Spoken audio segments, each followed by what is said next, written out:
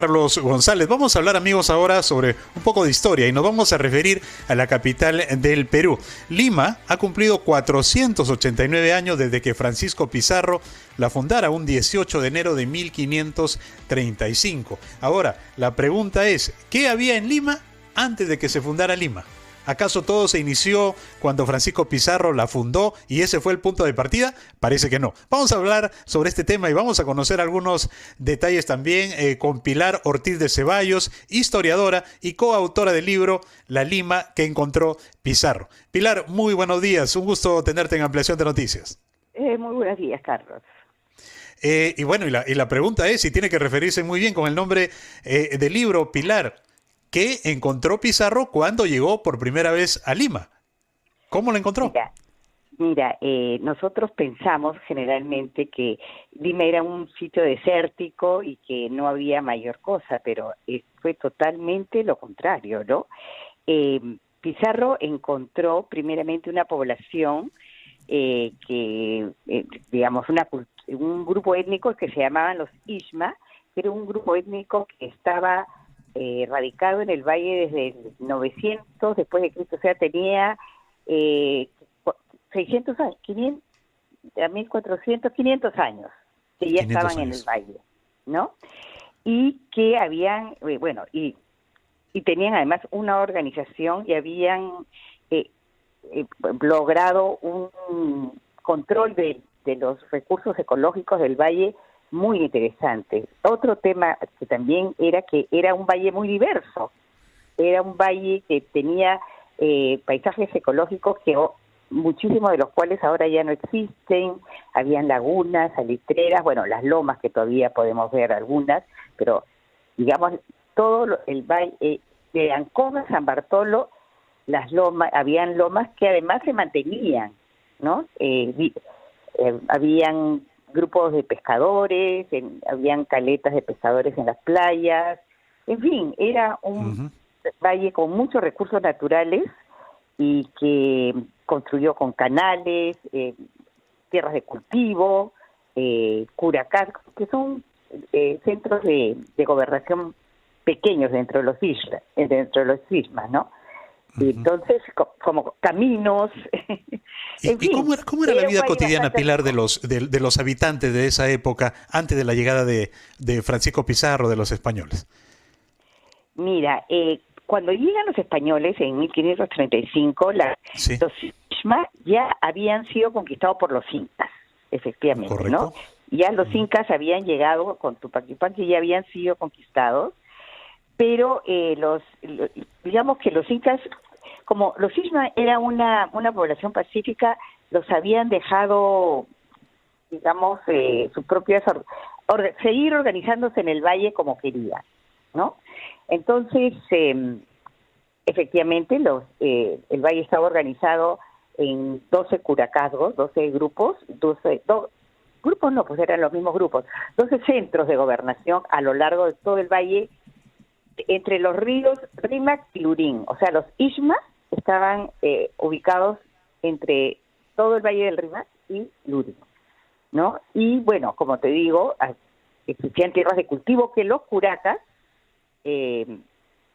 organizaban el tema de las aguas, de las bocatomas, de los canales para que pudieran ser irrigados, y también existían poblaciones más independientes como los que tenían los pescadores, que habían pescadores de mar, pescadores de río, los famosos camaroneros, que inclusive llegaron hasta la época de la colonia, que eran los que pescaban camarones en el río, los que cultivaban lisas en las lagunas y también los que cultivaban las totoras de las lagunas, porque había muchísimas lagunas en el valle de Lima. Eso sí, por ejemplo, es un sistema ecológico que ya ha desaparecido. No tenemos pues las famosas lagunas de Villa, ¿no?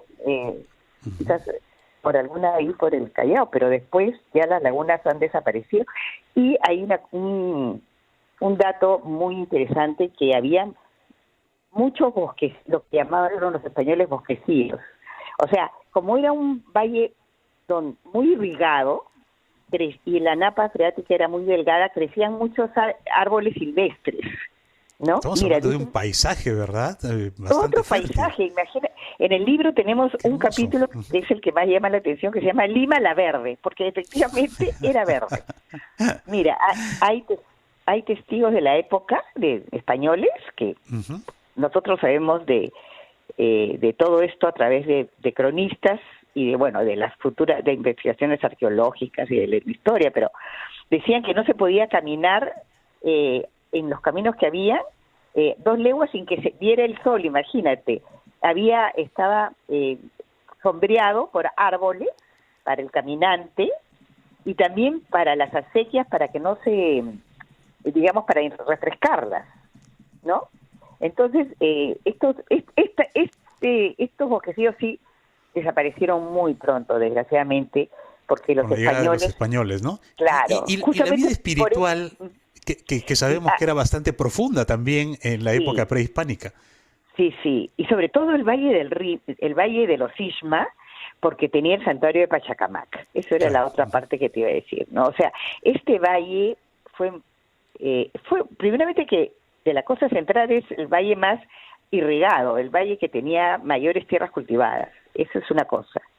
Tenía también las islas donde sacaban el guano, bueno, pero también, ¿no? Pero el valle tenía la divinidad que fue una de las más importantes en el mundo andino, que venían de varias partes del territorio a darle sus ofrendas y a pedirle, porque era un oráculo importante, fue Pachacamac, que aún eso tenemos, pues, podemos irlo a visitar, ¿no? Tanto que los incas, cuando llegaron, Túpac Yupanqui, que llegó, le pidió que le contestara si iba a poder conquistar a los norteños, que eran pues muy bravos. Sabemos que para conquistar a los norteños a Chan Chan se demoraron Hasta muchos ahora. años, hasta ahora.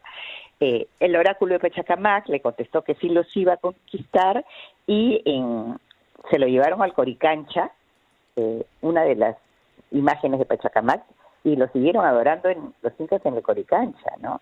Pachacamac fue una deidad que inclusive estuvo antes de los ismas, ¿no? Con las culturas anteriores que habían, sí. Pilar, y confírmame esto, por favor, para terminar, ya nos está ganando el tiempo, pero ¿hay alguna conexión entre el culto a Pachacamac y la tradición posterior del Señor de los Milagros? ¿Está definido Sí, esto? claro, sí. María Rosporowski tiene un libro, la verdad que lo recomiendo, un libro fascinante sobre Pachacamac y el Señor de los Milagros, porque Pachacamac era sobre todo un dios de los temblores, una divinidad. Los indígenas le tenían mucho respeto porque, bueno, era el que estaba relacionado con los temblores. Era una divinidad que vivía debajo del mar y que estaba relacionado con los temblores. Entonces, sí, María cuenta ahí en su libro cómo es una cosa más larga quizás para otro momento, ¿no? Pero hay toda una relación en cómo se llevó el culto de Pachacamac, porque tú sabes que llegaron los españoles y existió pues todo este mecanismo del sincretismo, donde muchas divinidades andinas fueron, ¿cómo se podría decir? Claro, estuvieron adoradas a través de de los santos y la divinidad cristiana, ¿no? Entonces, sí, pues el Señor de los Milagros, inclusive fíjate que el Señor de los Milagros es moreno, ¿no? Es más moreno, y Pachacamac era una divinidad que estaba en un lugar oscuro, tenía que ver con la oscuridad. Ah, bien, ahí hay alguna relación, ¿no? Sí, hay varias relaciones que María Rosporowski cuenta, bueno. O Muy sea bien. que, bueno, Pilar, nos ha dado realmente una clase de historia, pero también nos has hecho darnos cuenta que cuánto nos falta por conocer de Lima y de las diferentes regiones del país, ¿no? Y la Lima que encontró Pizarro definitivamente tiene que ser de lectura obligatoria para todos los peruanos. Pilar, sí. Muchísimas gracias. Gracias por este diálogo con Ampliación de Noticias. Muy amable, muy buenos días. Gracias, Carlos. Chao. Pilar Ortiz de Ceballos, historiadora, coautora del libro La Lima que encontró Pizarro. Recomendadísimo, sin duda alguna. 9 de la mañana con 48 minutos. Vámonos a una pausa, escuchamos a nuestros anunciantes y luego regresamos con la parte final de Ampliación de Noticias en RPP, la voz de todo el Perú. Volvemos.